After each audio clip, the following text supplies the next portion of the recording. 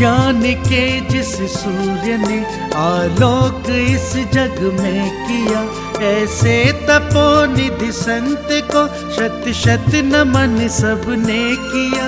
शत शत नमन सबने किया, शत शत नमन सबने किया। जिसने सराकों के लिए सर्वस्व अर्पण कर दिया, सर्वस्व अर्पण कर दिया। जिन धर्म शिक्षा संस्कृति निज संस्कार को बल दिया, निज संस्कार को बल दिया। ऐसे ज्ञान के सूर्य का जग ने महावंदन किया। ऐसे तपोनिधि संत को शत शत नमन सबने किया। शत शत नमन सबने किया, शत शत नमन सबने किया। तुमने स्वयं अपना समाजोत्थान को अर्पित किया, उत्थान को अर्पित किया। महावीर के महाधर्म के महार्थ को व्याख्यित किया, महार्थ को व्याख्यित किया। सरा को धारक जग ने पद इसीलिए तुमको दिया। ऐसे तपोनिधि संत को शत शत नमन सबने किया। शत शत नमन सबने किया, शत शत नमन सबने किया।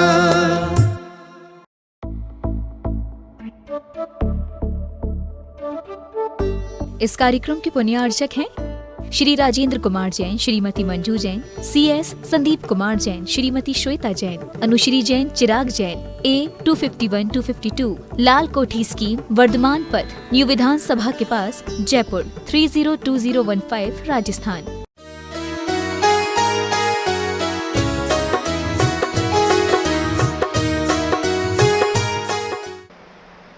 मात्र महिला के लिए नहीं, पुरुष के लिए नहीं, जन सामान्य के लिए भी पुण्य कर्म का उदय, पाप कर्म का उदय। जैसा छेडाला की पंक्तियां आपने पढ़ी हैं, पुण्य पाप फल माय हरठ बिलखो मत भाई, ये पुदगल पर जाए उपज बिन से थिर थाई।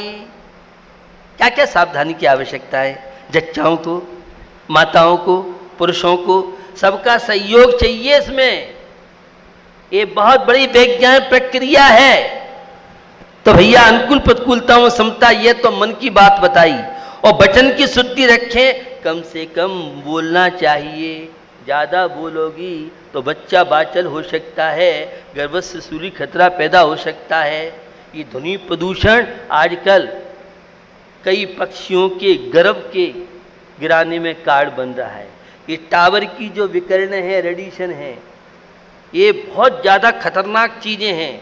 कई शहरों में तो टावर हटवा दिए जिनके समझ में, क्योंकि ये इतना मस्तक को भारी बनाता है और ऊर्जा को और नपुंसकता के लिए भी कारण बन सकता है। ये इलेक्ट्रॉन मीडिया, प्रिंट मीडिया बोल रही है। इसलिए मोबाइल, स्मार्टफोन और वाईफाई, तो दो से वैज्ञानिकों के तथ्य आपको बताना चाह रहा हूँ। वाईफाई से कैंसर की बीमारी अब तो फ्री में चौराहे पे रेलवे स्टेशन में कर रखी है, फ्री में है वाईफाई, फ्री में। अरे जिंदगी तो फ्री में नहीं है। युवा युवती लगे चौराहे पर किसी पर, वहाँ है वाईफाई फ्री, सुबह 4 बजे से पहुँच जाएंगे वाईफाई के चक्कर में। अब मैं धर्म की बात करूँ, सम्यक दर्शन की बात करूँ कि जिन चीज़ों से आपके बच्चे, आपके युवा युवती बर्बादी की ओर जा रहे हैं, अशांति की ओर जा रहे हैं, रोगों की ओर जा रहे हैं। भैया ये वाईफाई बहुत खतरनाक है। अगर बंद भी मोबाइल है, लैपटॉप, कंप्यूटर, टीवी बंद है, और एक बात मैं कई बार कहता हूं, जिस रूम में सो उस रूम में वाईफाई और ये तकनीकी बाहर रखो, दूर रखना चाहिए। ये आपके जीवन के लिए और जच्चा के लिए तो इनसे बहुत बचने की आवश्यकता है।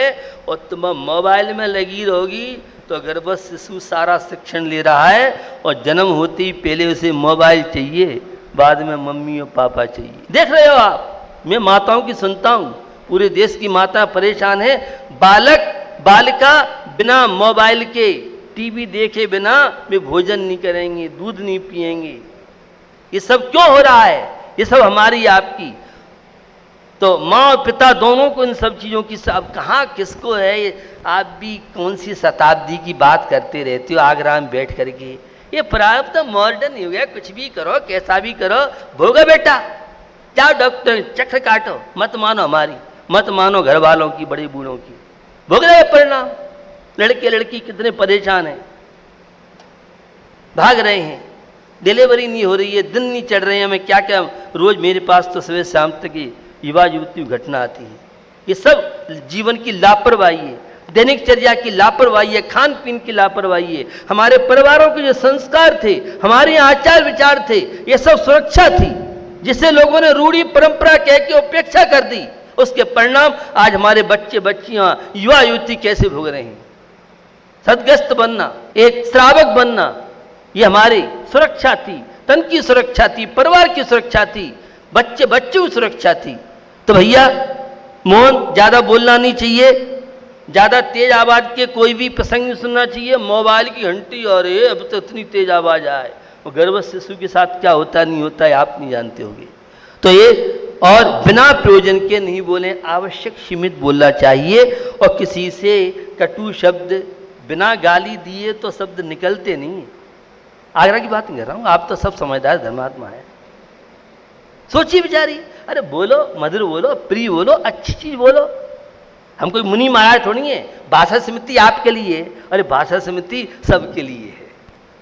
ये आपके व्यवहारिक जीवन में ये नहीं कहला, आपको बताना चाह रहा हूं। किसी से कटु शब्द और कठोर और निंदक शब्द का प्रयोग नहीं करें, किसी की निंदा नहीं करना चाहिए। डिलीवरी के समय क्या क्या सावधानी की आवश्यकता है, डॉक्टर तो आपको सलाह देता है, हमारे धर्मग्रंथ सब बात बताते हैं। तो भैया गर्भ के संस्कारों में सब चीजें सहज में हमें सासू से सुनने के लिए मिलती थी। अब सासू को तो पहली शादी होते ही अलग कर दिया, उनसे अलग हो गए, न्यारे हो गए। अब भोगो परिणाम, कहते थे भैया सियानी महिला अपने अनुभव बताती है, बेटा कैसे रहना है, क्या सावधानी बरतना है। अकेले राम है, उसका परिणाम स्वच्छंद जीवन होता है, कुछ भी खाओ, कुछ भी पियो, कैसे भी रहो, रोज जिंदगी भर तक ऐसी बीमारी हो जाती है, सारे जीवन भर तक परेशानी संतान को, माता पिता को भोगनी पड़ती है। अब इन सब बातें करने में माता पिता को तो शर्म लगेगी। इन सब चीजों में पहले सावधानी बरतती थी, ये संयुक्त परिवार का बड़ा लाभ मिलता था। आज कैसे ये बीमारियां बढ़ रही हैं, ये बीमारियां हमारी जीवन शैली बढ़ाती है, हमारा खान पीन हमें सुरक्षा करता है। अरे हमारे परिवार में तो हमारे दादा दादी और सासू ससुर ये सब संस्कार देते थे, हमारे घर में तो ये सब चीज सहज में थी। लेकिन आज सासू डरती है, भैया बहू से कुछ बोल देंगे तो कई के मेल में पहुंच जाएगी। सासू जी ऐसे डरती हैं जैसे शेर के सामने गाय। ससुर का डर रहता था बहू को, अब ससुर जी डरते हैं, भैया अभी 3-5 कुछ कह दिया, आवाज 100 नंबर फोन कर दिया तो मुश्किल हो जाएगी। तो सासू ससुर और पति भी डरता है। परिवार की बात आपको बताना चाह रहा हूं, हमारे यहाँ सब चीजें सहज में थी। हमारे देश में अरे अब तो व्यवस्था बहुत हुई, पहले घर में डिलीवरी हुआ करती थी और जच्चा बच्चा स्वस्थ रहते थे, ना कोई बीमारी ना कोई। आज इतनी तकनीकी, इतनी मेडिकल में रिसर्च होने के बाद और जच्चा बच्चा रोज बीमारी बना रहता है, और वीआईपीओं के बच्चे बच्चियां ज्यादा बीमार मिलेंगे। मजदूर करने वाली जो महिला है उसके बच्चे इतने बीमार नहीं मिलेंगे, वो तो अंतिम समय तक उसमें झोली में बच्चा खेल रहा है और सब कुछ कर रहा है, न जच्चा बीमार न बच्चा बीमार। ये जितनी बीमारियां सब पैसे वालों को और ज़्यादा अपने आप को वीआईपी बनाते हैं, उन्हें ज़्यादा बीमारी होंगी सब। ये जो चीज़ें इनका दुरुपयोग नहीं करें। और बहुत तरह की चीज़ें हैं, ये तो मैंने कुछ चीज़ें बताई हैं सावधानी की। तो गर्भ संस्कार की प्रतिक्रिया कैसी होनी चाहिए, उस युवा को, उस युवती को बहुत सावधानी, हमारी भारतीय संस्कृति अपनाओ, कोई बीमारी नहीं होगी। और जैन धर्म के गर्भाधान की क्रिया अगर आप समझ लोगे तो जच्चा बच्चा, अब असाता भी इतनी तीव्र उसकी बात नहीं कह सकता हूँ। बाही में ये हमारी असावधानी, अंतरंग में अशुभ कर्म का उदय, दोनों चीज़ें चलती हैं, लेकिन सावधानी बरतें तो अशुभ कर्म भी घुटने टेक सकता है। गारंटी के साथ धबला चैनल से बोल रहा हूँ, वीरसेन स्वामी के चैनल से। यही तो पुरुषार्थ है हमारा। विपत्तियों को किस तरह से आप, तो जीवन हमें मिला है, इस जीवन का उपयोग करें। एक छोटी सी कहानी के द्वारा जीवन कितना मूल्य आपका। एक भिखारी था और वह भीख मांगता था। रेलवे स्टेशन के पास एक बार बैठा, एक सेठ जी आए, कहा, बहुत लोग उसे देते थे, उसने कहा कटोरा हमें दे दो, हम तुम्हें 1000 देंगे। वो सोच नहीं पाया, भिखारी पहली बार सुना 1000 रुपये का नाम, क्या दूं का नहीं दूं? अच्छा 2000 देंगे, तू कटोरा दे दे। तो उसने बिना सोचा विचारी के, लाओ सेठ जी 2000 रुपये। वो तो फूल के कुप्पा हो गया। उधर क्या हुआ, सेठ जी कटोरा लेके, और वे भी बहुत प्रसन्न हुए। उन्हें डर लग रहा कि ऐसा नहीं भिखारी पीछे आ जाए, तो जल्दी ट्रेन पकड़ के 9-2-11। भिखारी को डर लग रहा था कहीं ऐसा नहीं हो कि सेठ जी लौट के आ जाओ, 2000 रुपये मुश्किल से पहली बार किसी सेठ ने दिए और ले नहीं ले। उसने उस रेलवे स्टेशन पर भीख मांगना ही बंद कर दिया, अपना दूसरा स्थान देख लिया। हकीकत क्या थी? हकीकत न तो भिखारी को देने वाले को पता था कि ये क्या है कटोरा, और न भिखारी को पता था ये कटोरा क्या है। जिसने 2000 रुपये दिए वह सोने चांदी का बहुत बड़ा व्यापारी था। वह कटोरा जो था वो सोने का कटोरा था। साहब पे दोनों तो चले गए, भिखारी भी उसमें खुश था, 2000 मिल गए, और सेठ जी खुश थे, सोने कटोरा मिल गया। लेकिन न भिखारी को पता था कि सोने कटोरा था, और जो भिखारी को देते तो पता नहीं था।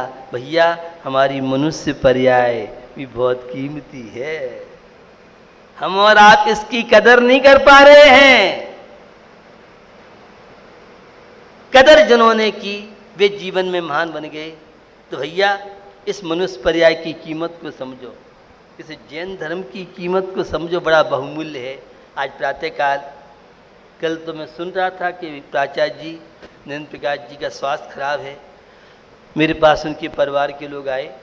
सुबह मैं सामायिक में था तो उन्होंने चर्चा की कि प्राचार्य जी का स्वास्थ्य बहुत खराब है और उन्हें हम आपके दर्शन कराने के लिए लाना चाहते हैं।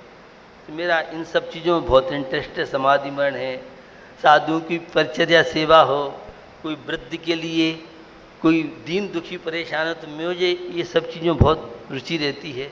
तो मैंने कहा लिया तत्काल। फिक्स टाइम मांगा तो मैंने कि 6:30 बजे मैं निकलूँगा। तो मैं अपने टाइम से निकला।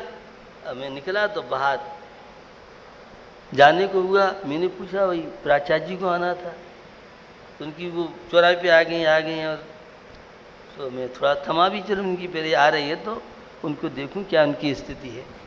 इतने में गाड़ी आ गई और प्राचार्य जी नरेंद्र प्रकाश जी से आप सब परिचित तो बताने की आवश्यकता नहीं है। बहुत कुशल वक्ता रहे, निष्पही विद्वान रहे और युवा पीढ़ी को वे वरदान सिद्ध होते थे। पूरे देश में उनकी स्पीच की बहुत प्रसिद्धि थी। आज जब उन्हें देखा तो पहचान में नहीं आ रहे थे। मेरे साथ कुछ लोग खड़े वो कह रहे प्राचार्य नरेंद्र प्रकाश जी हैं क्या? खैर मैंने उन्हें संबोधन किया। अंतिम श्वास उनकी चल रही थी जो उनके साथ परिचर्या में थे। तो मेरे सुनने कहा डॉक्टर साहब वगैरह बैठे, आप ऊपर आओ, अपनी गाड़ी में हम नहीं चढ़ सकते हैं, अलाउ नहीं है हमारा गाड़ी में। तो मैं नीचे से ही उन्हें संबोधन किया। अहमिक को खल शुद्धो, आप शुद्ध बुद्ध निरंजन हैं, अंतिम क्षण आपका है। और अब जो जिनवाणी की आराधना आपने की, कितने लोगों का मार्गदर्शन किया, अब आप ही अपने कुशल डॉक्टर बनकर के और अंतिम क्षण है परमात्मा की भक्ति, परमात्मा का स्मरण आप करते करते इस तन का आपको त्याग करना है। मैं सोच से लौट के आया तो मुझसे एक सज्जन बोल रहे थे, प्राचार्य नरेंद्र प्रकाश जी गए, मैंने जब उन्हें संबोधन किया हटा तो मैंने जो महिला पुरुष थे मैंने कि अब तो भाई जी कुछ दम है नहीं, कुछ क्षण के ही अभी मेहमान हैं, ये मैंने उनसे कह दिया। मुझे तत्काल समाधि मरण की बहुत तरह की विशेषता हैं, कई बार मैं बताता हूँ। समाधि मरण और समाधि पूर्वक मरण, अंतिम समय में 7 तत्व द्रव्य गुण पर्याय तो छोड़िए, एक परमात्मा का नाम भी सुनने को मिल जाए तो उससे बढ़ के कोई पुण्यशाली नहीं हो सकता है, अंतिम क्षण भी। इसलिए समाधि मरण का करने का कराने का मुझे तो बहुत ये अवसर मिलते हैं। समाधिस्थ व्यक्ति की सेवा तो निश्चित प्राचार्य नरेंद्र प्रकाश जी बहुत बड़ी हमारी जनवाणी के लाल की क्षति हुई। सुसंबंधित पुरस्कार हम देते हैं, प्राचार्य नरेंद्र प्रकाश जी को भी पुरस्कार दिया। अभी पिछले वर्ष जब मैं फिरोजाबाद था पिछले प्रवास में, मेरे स्वास्थ्य ठीक नहीं था, फिर भी आए थे, काफ़ी उनसे चर्चाएँ हुई। तो निश्चित हमें भी इसी तरह से जनवाणी की सेवा और अंतिम समय प्रयास करें, साधु समागम उनका संबोधन मिले। अगर वो कल परसों आ जाते तो एक अलग ही छटा होती। खैर परसों मुझे उनके परिवार लोग बता रहे थे कि परसों ही उन्होंने अन्न पानी का त्याग कर दिया था। ये बहुत अच्छी भावना उनकी रही और थोड़े परिवार वाले अगर उस भावना को समझ लेते थे, लेकिन मोह काम करता है। अंतिम समय तक आदमी सोचता हॉस्पिटल ले चलो, नहीं ले चले तो समाज बताओ मारने ले जा रहा है महाराज के पास, इलाज नहीं करा सकता है, लोभी है, कंजूस है। कई केस मेरे पास कैंसर के आए हुआ है। मैंने कि भैया समाज तो बुराई करेगी, आप इस चक्कर में पड़ोगे तो सामने वाले का भविष्य खराब हो जाएगा। मैं कह रहा हूँ मेरे पे आपको विश्वास है, आप विश्वास है तो समाज आलोचना करे, बुराई करे, कोई चिंता नहीं है। सामने वाले का भव अगर बन जाता है, अंतिम क्षण साधु समागम में अगर उसे प्राण छोड़ता है तो बहुत पुण्यशाली कहलाता है। प्राचार्य जी जनवाणी की सेवा की अंतिम समय। और यहाँ जो बैटरी वाले थे सुमचंद जी बजाज, मैं फिरोजाबाद से शायद निकल रहा था, एक गांव में रात्रि को मेरा विश्राम था, तो वो हमेशा कहते रहते थे समाधि मरण। तो जब उनकी भावना थी, निर्मल उनका बेटा था और उनकी बहुएँ, उनकी पत्नी सब लेके मेरे पास पहुँचे। सर्दी का समय उस समय था, मैं तत्काल बाहर निकल के आया। उनकी भी यही अवस्था थी, अंतिम श्वास उनकी चल रही थी। मैंने इस तरह से आईसीयू के पेशेंट को गाड़ी में पहली बार देखा था, और तो कई बार हम लोग बने। खैर मैंने उनको संबोधन किया और मैंने कहा भैया अब अंतिम समय है। वहीं उन्होंने जो निकाला तत्काल अंतिम समय का हुआ। तो कई लोगों की ऐसी भावना होती हैं, उनके परिवार के लोग उन्हें सहयोग कर देते हैं, वे थोड़ी समाज की बुराई भलाइयों को उपेक्षित करें तो सामने वाले का भविष्य बन जाता है। तो निश्चित उनकी सदगति हुई होगी। इसी भावना के साथ ये मैंने बताया, गर्भ संस्कार की प्रक्रिया अगर सहज में बहु बेटे परिवार हों तो हमारा वह आने वाला बालक बालिका संस्कारित हो और देश और राष्ट्र की गौरव के साथ आत्म कल्याण बालक कर सकते हैं। ऐसी भावना के साथ अहिंसा विश्व धर्म की।